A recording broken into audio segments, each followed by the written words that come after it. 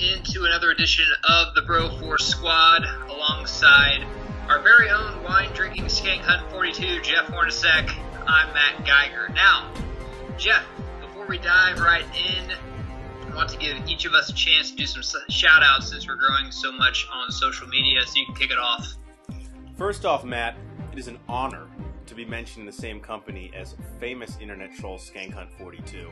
May his jersey and red wine glass hang from the rafters. Guys, this has been a pretty big week for us on social media. Everybody who interacted with us in any way, shape, or form, whether we were kind of going at it from opposing views or just showing some love to comic book movies and movies in general, we really appreciate it all. Right off the top, just want to give some quick shout-outs. First one is to a guy named Brandon Browning. Follow his YouTube channel. It's Brandon, space in between those two. He made us an awesome variant Bro4 Squad logo that we'll probably be uploading soon. Brandon, we appreciate it. Fantastic. Thank you very much. It's really sick. Brandon, I appreciate it, and if I had your type of Photoshop skills in high school, I would have ruined some people's lives. Last shout-out is a good friend of the pod, hoping to have him on soon. That's Orlando Stewart. You'll see him all over our Facebook page, all over our YouTube channel. We appreciate the love, man. Always interested to hear his opinions on comic book movies. Check out his YouTube channel at Classic Nerdy Nostalgia. He has some awesome content up there. Just a like-minded guy like us with some pretty cool takes on superhero movies and kind of the landscape we're in now. So that's it for the shout-outs. Geiger, this is obviously a very special episode, so I'll let you kind of take over here. We do love Orlando, man. We do need to have him on a pod. Thank you for all the love. Now, for all the people that gave us 5-star reviews, thank you very much. But to get a shout-out, you have to do some sick things. And this Disgusting next guy, things. I want to give a shout-out to, and it kind of parlays into the chest day subject we're doing. Now, on the Bro4 Squad Facebook, and if you haven't gone there yet and liked us, please do that immediately.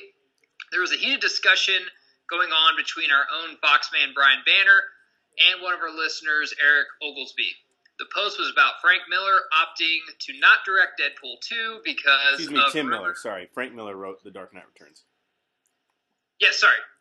Tim Miller opting... Both geniuses. I'm the DC guy. I think in fucking DC terms. I know. They're Tim both Miller geniuses, opting out to direct Deadpool 2 because of rumored creative differences with star Ryan Reynolds. Now, if you haven't read Eric's post yet, I recommend doing so. He has some very interesting points and definitely knows what he's talking about on the comic book end. But before we get to him, Jeff, first, your initial thoughts on one, Miller leaving, and two, who should direct Deadpool 2? Yeah, so I am fucking shocked by this. Now, directors leaving projects, that's nothing new, man. That happens all the time. We hear the buzzword or the phrase creative differences thrown around all the time. Usually that means they either came in not knowing really what entails with directing a superhero movie, or they just didn't want to play ball with the studio. In this case, what hurts so much, and I think why I'm taking this like a family member of mine said, fuck you, and like left at Thanksgiving dinner, and we're like, we don't know if he's coming back. Because knowing what Tim Miller and Ryan Reynolds went through to get the first Deadpool made, if you haven't read into this, I would highly recommend pausing this and going to check it out. Basically, they had written a script together as brothers in arms, sat on it for almost a decade because Fox would not let them make it on their own terms, and then finally, it was basically like a dream come true. They stuck with this character through thick and thin. They finally got to make the movie, and obviously the product was incredible. So, Matt, I'm interested to get your thoughts on this because there's the rumored creative differences is something that I know you and I have kind of gone back and forth on, but to see him leave, I wonder, are him and Ryan Reynolds not even boys anymore? Like, how bad was this? Did they just blow up on each other? And obviously the main question is, what does this do to not only Deadpool 2, but Fox in general going forward? Creative differences happen all the time. We have them on these pods all the time. Brian Banner's not on this pod because he is sick, and we hope he gets better. But me and him have creative differences all the time. Alex English and you had a very heated text conversation about Tarantino movies this week. Exactly, because I'm creative and he's different. We have creative differences all the time. Me and Alex do. Now, we love you, Alex. Miller and Reynolds parting ways on Deadpool, they are Deadpool. And we'll have to put that article up on our Facebook so people really know what we're talking about. Most of our listeners, I think, kind of already dipped into it. But basically, this is kind of like Paul and John breaking up from the Beatles. Oh, God. We'll get into Kyle why... Chandler is Yoko Ono. Yes, pretty much. We'll get into why they broke up on our next question. However, I don't know what to think about this. I think that this might be a way into Reynolds directing this on his fucking own, which I think could be okay, but the reason Deadpool was so great is because these two basically came together and said, hey, we got a great script, and the studio is not going to fuck it up. And we saw what happens when the studio finally just doesn't touch anything. We had a fucking perfect movie in February, which I have been on record, and I'm still saying that it was the best movie of that whole year, better than BVS, and also better than Civil War, in my opinion. And it was also, as a surprise, I think it was definitely the funniest movie of last year. Yeah, and we'll kind of get to that in a sequel. It's going to be very hard to make this sequel because we do classify this under a comedy. And comedy sequels don't have a very good track record going forward. Now, I know it's not a Will Ferrell type comedy. It's more of an action. It's a superhero movie. Yes, it's a comic book movie, in fact, but it's still a comedy. My theater was laughing out loud the entire hour and 45 minutes. I still laugh when I see this thing. Now, switching gears to this, Miller's gone. I don't think he's coming back, so who's going to direct this thing? There's a big fan poll to get Quentin Tarantino, who I personally love, and apparently Alex English was in a fight with me that he loves him more than I do. I don't understand why, but he loves him too. He's a very great director. I don't think he'd be very good for Deadpool 2 at all, just because I think it would make it a Tarantino movie, not a Deadpool movie. And it needs to be a Deadpool movie, not a Tarantino Western. And I think it would really take away from what they did in the first one. Now, who do I want to direct it? Since that's what we do on Bro Force Squad, we say who we want to direct it. I would like for Reynolds to take the fucking reins of this because I don't think anyone else, one, was there during the first one and knows kind of the mojo they had going. I think this would be a very good project for him to direct, be his first directing role, because he has so much passion behind it. Now, who do you think should direct this? Well, this is the problem because I don't think their schedule is available, but Phil Lord and Chris Miller, who did 21 and 22 Jump Street, which is, as far as meta humor and a movie making fun of itself and knowing what it is probably the best comparison that we can make. Deadpool is so unique that you can't say, oh, well, I like this film, it's pretty similar. Phil Lord and Chris Miller did that. They also wrote the Lego Movie, which was hugely successful. The issue is they're doing the Han Solo film, which I believe just started filming. I don't know when Fox wants Deadpool 2 to come out. I don't know if this will... I'm imagining they want to fast-track it to come out, not this upcoming summer, but 2018. If that's the case, then Lord and Miller are out. But I think, just looking at their body of work, those two people have the track record that says they can come in and crush this and knock it out of the park. But I'm with you. If we can't have them, they're either going to bring in someone who's a total yes man who's just going to cave to whatever Reynolds in the studio wants. And honestly, if that's the case, then I'm with you. Just let Reynolds make this his directorial debut. We all heard from the original. He wrote it, and he was an executive producer on it and was very hands-on in terms of getting the thing made. He probably pretty much almost directed that as well with Miller. I don't think it would be a huge leap of faith to think that he can do this, but... I don't know. Again, I wasn't on set, obviously, because they kicked me out after the first hour, which was bullshit, by the way. I didn't even touch anyone. Hardly. Not in the first hour. Yeah, not in the first hour, which didn't make any sense. So, I don't know. I would like to see Reynolds if we can't have Lord and Miller, which I don't think their schedules line up, but at this point, it depends when they want to get it out, and I have to imagine Fox, knowing that Logan comes out this next summer, and they already took Fantastic Four off of their slate, and we have not heard about another X-Men movie, a follow-up to Apocalypse. So you got to think that that's when this is coming out. Or are they going to do, since Gambit's off the slate as well, are they going to try and rush a New Mutants or an X-Force film to come out then, which at this point seems like an awful idea. Well, I think this movie will be terrible just simply because it lost its director, and Fox isn't going to wait because they have nothing else in the fucking pipeline. That's Logan the problem, is the end of everything, and they have nothing else coming out.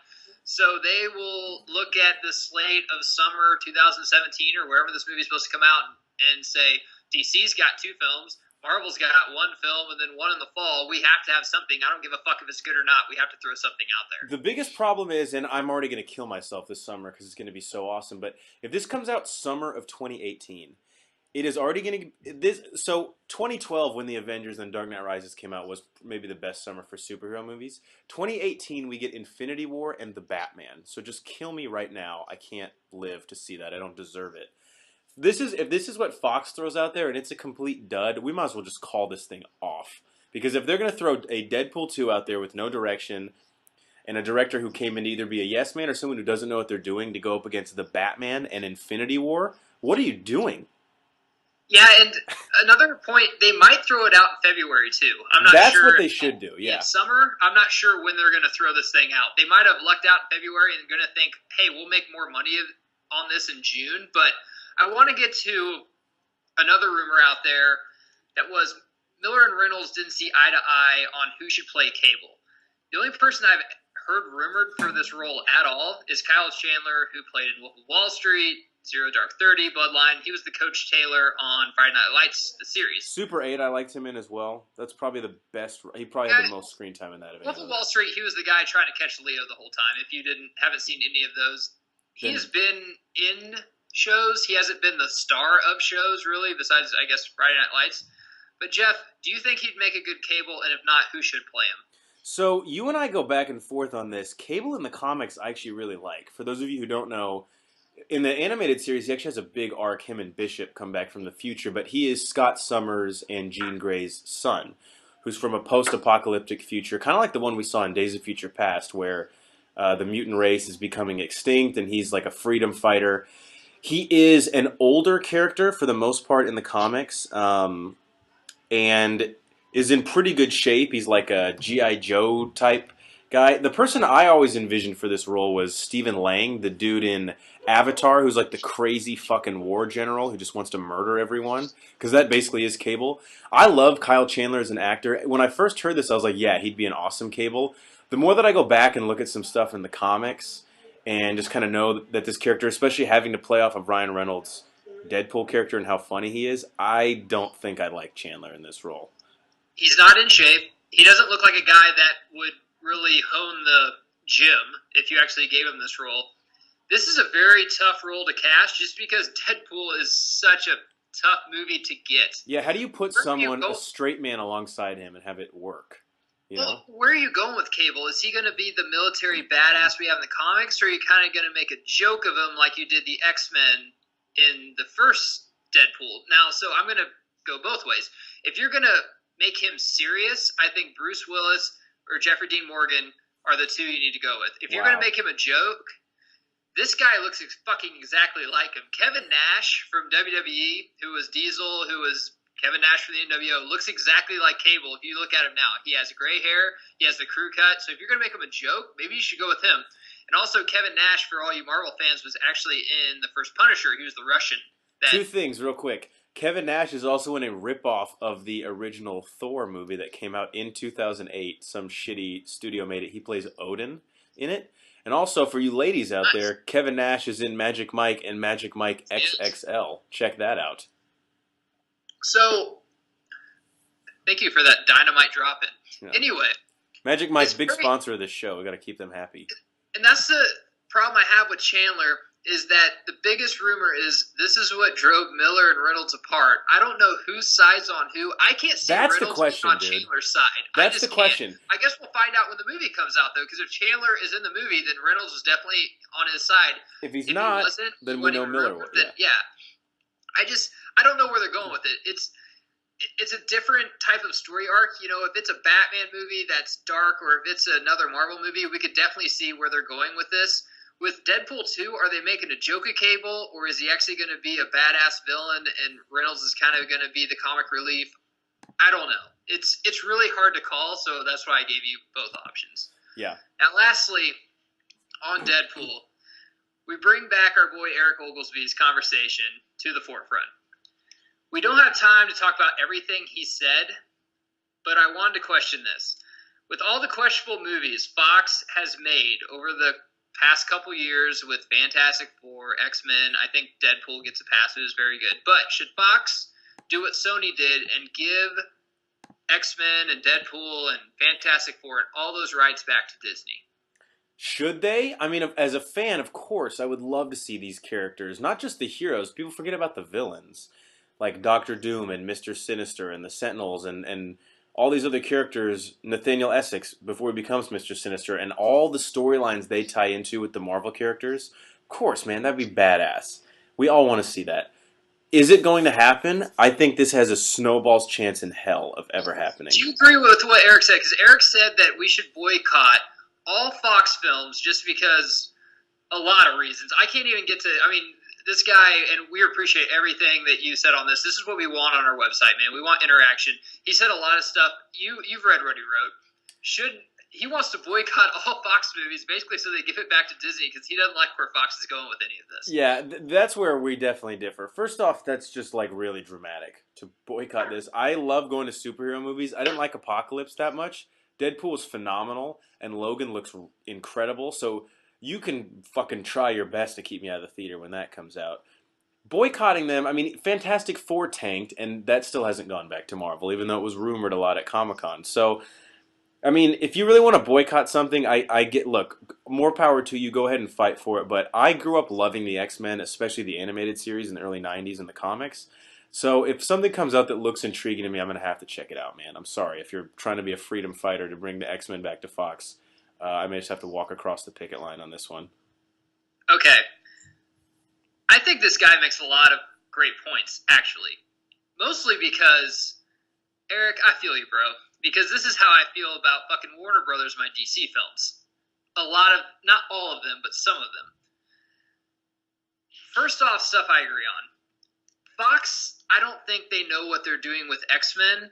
And I'm going to say they didn't even know what they were doing with X-Men on the first movie in 2000. Was it good? Yes. Was X2 good? Was X3 good? Yeah. It was great. But it wasn't like the first Spider-Man. It wasn't like Batman Begins, where I actually felt like comics were coming off the page through the screen into me. He kind of talked about the leather-clad X-Men, how they all fucking looked the same. Wolverine didn't have a mask. Cyclops wasn't blue and yellow. You know, Rogue was fucking 16, not 35. Yeah, Rogue really pissed me off. That's one thing that I definitely agree on him with. The other is the one thing he said, no, they shouldn't follow the comics 100%, but is it too much to ask to at least follow the comics 60%? Now, with Marvel, I give them a lot of shit, and I understand you guys don't have all your fucking players here. But on Civil War, Cap should have died because you had enough fucking players to fucking kill him off if that was the storyline you want to go after. But with X-Men, I felt that they never got it right, and I'm glad that you brought up the TV show that we always watch, that I have season 1 through 3 on, that I still sometimes watch. When I watch that, and then afterwards I watch X-Men. Yes. Let's fucking go. Whenever I watch that and then watch an X-Men movie, I don't care which one it is. I don't care if it's the first one or the second one, which you guys think is the best. It does not fucking add up at all. But whenever I watch Batman animated series and watch the first Batman with Michael Keaton, Batman Begins, or The Dark Knight, or even BVS to a point if it has some Justice League tie-in, I feel like this is comics coming off the page. X-Men never, ever fucking did that for me. And this is coming from a DC fan, but I was a huge X-Men fan growing up. I feel like the X-Men movies are mutant movies and not like X-Men, the comic book movies. Especially the first one, if that makes any sense. Now, should Fox give back to Disney? I'm going to say yes, just simply as a fan point, because I'm thinking of this as a Batman-Superman thing with DC. This was so fucking cool for me to see on the theaters last March. And I want to see Lex get with the Riddler and make Legion of Doom. I'd like to see a Lex Joker scene. But you guys will never fucking get that. You guys will never have Magneto take Iron Man out of the sky. A lot of your comics, your best comics are probably written to fucking shreds because X-Men plays such a huge role in the Avengers, in Age of Ultron, or even the Old Man Logan storyline. And Logan, you don't have Hawkeye or Hulk. Yeah. I mean, Old Man Logan. So I understand that. The only thing I don't understand that Eric said was that he didn't like Deadpool. I don't know what. I think he, after reading what he wrote, he is a Deadpool fan. I don't understand what you wanted from this. And this is a guy that's very, very hard on any DC movie that comes out because I'm the biggest DC fan. But if it's good, I give it props, man. If it follows a comic arc, not to a T, but at least, like you said, 60%, and the character that was on a comic book whenever I was 10 came out to me on the big screen, I give it a 10 out of 10. That's the only thing I really didn't agree with them on. Yeah.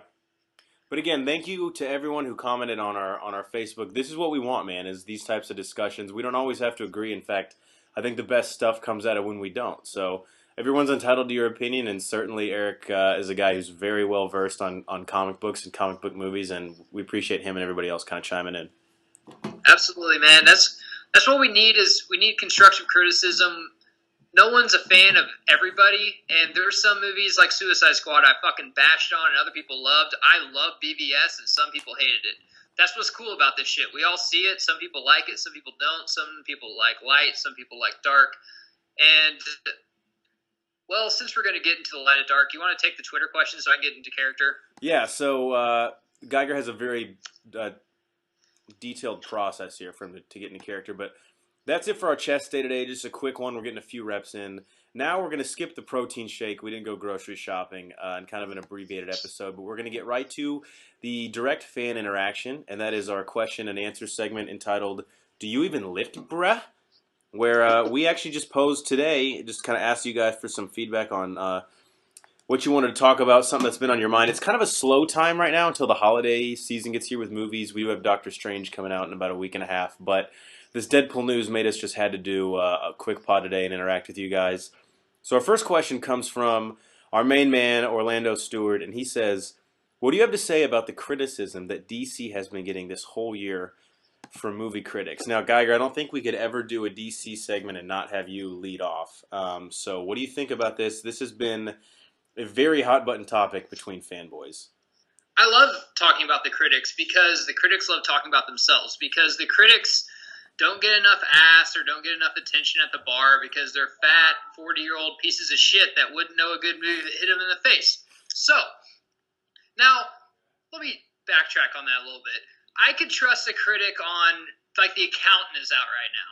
If they see that movie and tell me, oh, it was very artistic and it's very well done, there was a plot turn or something like that, fantastic. You know, The Revenant, I would trust a critic on. But a comic book movie that sometimes, you know? Yeah. But a comic book movie that I've read this fucking comic cover to cover, just like BVS, I've read The Dark Knight Returns and The Death of Superman cover to cover, which they kind of implemented in that movie. And for a critic to say that wasn't good, I'm just not fucking buying it, man. There should be special critics that examine these movies. If you have never read a comic, if you don't know who Killer Croc is, you should not go into the movie like, who's the weird crocodile guy? I didn't get it. Yeah, there's source material this is based on. Yes, no shit. We shouldn't have to hold your fucking hand the whole time and be like, oh, it was jumbled, I didn't get it. I was like, probably because you don't even know who the fuck Waylon Jones is. It's not made for you, you know? Yeah. Yes, it's not for you. And that's fine. These comic book movies aren't for everyone, nor would I want them to be. I wouldn't want everyone to like comics because then it wouldn't fucking make it cool. Just like I like that people like crappy Luke Bryant music because it makes my Foo Fighters music more fucking cool. So, there should be specially designed critics. Should it be us? Yeah, probably, because we know more than your fucking dumbasses by going in there and judging these movies. Whenever they judge BVS, there's no fucking way BVS should be 35% on Rotten Tomatoes. It should be at least 70. Yeah. At least 70. And Suicide Squad, I did not particularly like Suicide Squad, but it should be at least a 65 or a 70. Whatever Suicide Squad is, BVS should be 10% higher. But critics, take a fucking hike. Get out of here. No one's listening to you anyway. Because these movies make trillions of dollars at the box office. That's my point. So I definitely agree. And I think everyone just needs to read these reviews with a grain of salt. Because to me, comic book movies are critic-proof. The audience that they're made for is going to go see them. And word of mouth is what's going to propel them to either make money or not. You saw it happen with BVS. Critics panned it. Absolutely ripped into it. It's too brooding. It's too morose. When I read that, all I said was, it sounds like Snyder just fucking nailed Batman on screen. So these movies are not made for everybody. Families want to go see some of them to have fun with their kids. Fanboys want to go see it to see the stories they loved growing up adapted to the big screen. Like you said, I don't need somebody with a film degree from Northwestern to sit in, you know, Iron Man 2 and tell me if he felt like that was a good adaptation of Whiplash. Because his opinion doesn't matter to me. And I'm not degrading the whole profession of being a critic. I understand it's very important. But like Geiger said, there are certain movies where it makes sense for you to give me your opinion. There are other movies that you have to understand that it's made for a certain demographic. You know, I don't take L'Oreal shampoo and put it on my mashed potatoes and say, this tastes like shit. It's because that's not what it was meant for. Actually, and don't do that at home, because if you die from being poisoned, you'll have to face Ronnie Cycling in court. Well, Ronnie Cycling will rip you apart in court. So this is the last thing I want to say about critics. Critics, I live in Texas. Critics are like the weatherman. They say, hey, it's going to pour down rain today, and I'm outside asking my wife for more suntan lotion because it's fucking sunny. You're just fucking guessing. You don't fucking know what's actually happening in these movies. And also, fuck critics because they get to go see this shit before us, and that's the real crime, I think. It is, but what they're doing in superhero movies doesn't matter at all. They fucking bashed BVS, and we were there opening night and fucking loved it. Yeah. But so I'm saying, there's sick people out there that have already seen Doctor Strange while you and I have to sit here and... I challenge any piece of shit critic who didn't like BVS to come on here and fucking challenge me. I'll be 6 beers deep. I'd love to fucking have a talking discussion with you anytime, anywhere. Just let me know.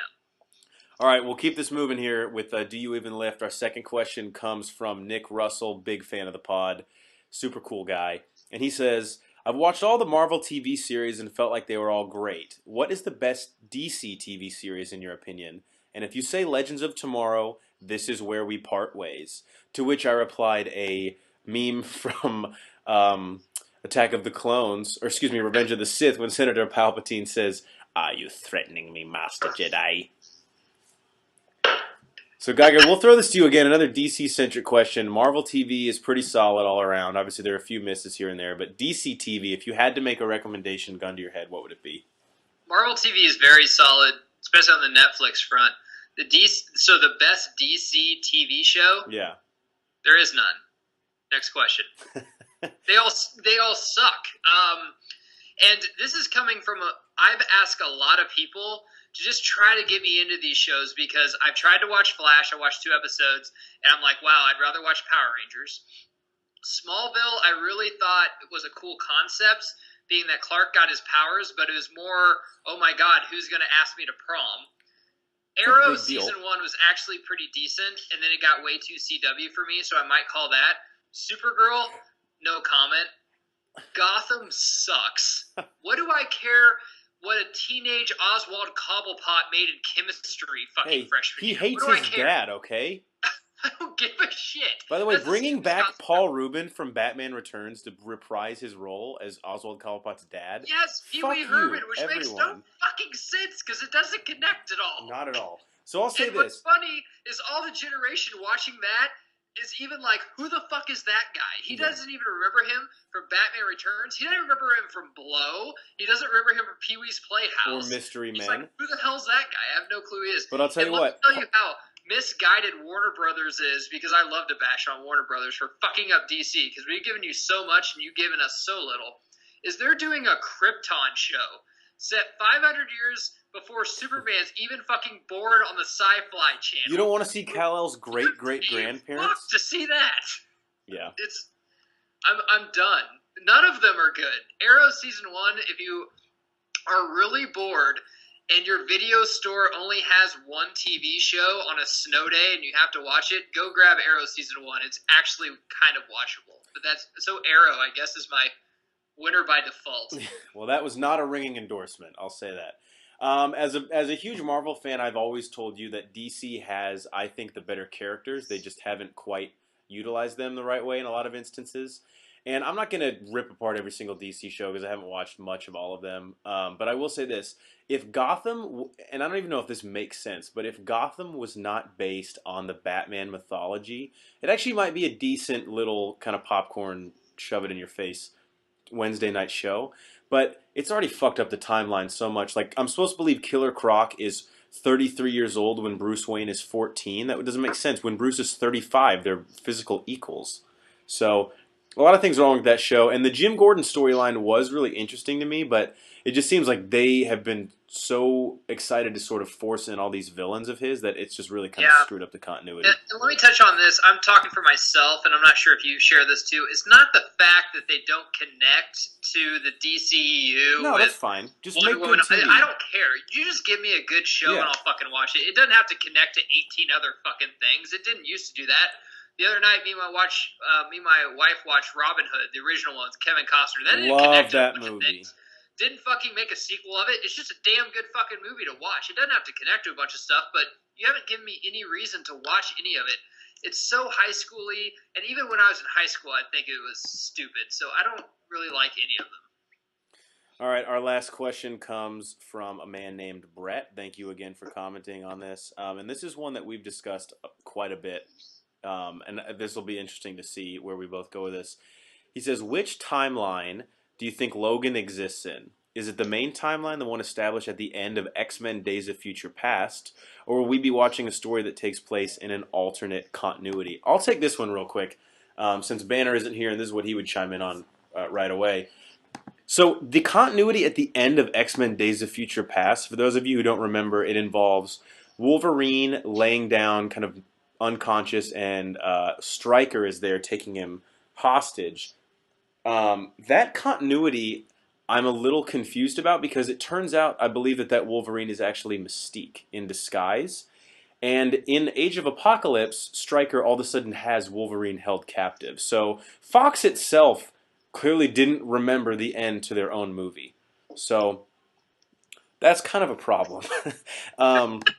Logan, I think it will exist in some vague future where they'll kind of hint at like old characters that Logan and Professor Xavier know, but just because they know they would fuck it up if they had to try to connect it to one of them, there'll never be concrete enough evidence to link it to anything. He may reference like Rogue has died and Jean is dead, and you'll be like, well, they technically existed in a couple different timelines. So Fox will cover their tracks if they're smart, and just a few references, we'll know that him and Xavier are in pain, and they can just make a great fucking movie without having to worry about tying it in, because if it is the Old Man Logan storyline, it's basically the end of everything, so they don't have to worry about what came before. Fox needs to, and I don't want to get political or anything, but they need to take a Trump stance and just say all the movies before were locker room talk, and just make a fucking good movie and not worry about it, because none of their shit makes sense. I guess they could end it after X3, because I think that was the only sequence they've ever had that made sense. Well, they planned on ending it, and then the First Class idea came back, and they were like, all right, we'll do a reboot. And then someone said, well, that cast of characters did really well, let's do Days of Future Past. And they were like, but that fucks everything up.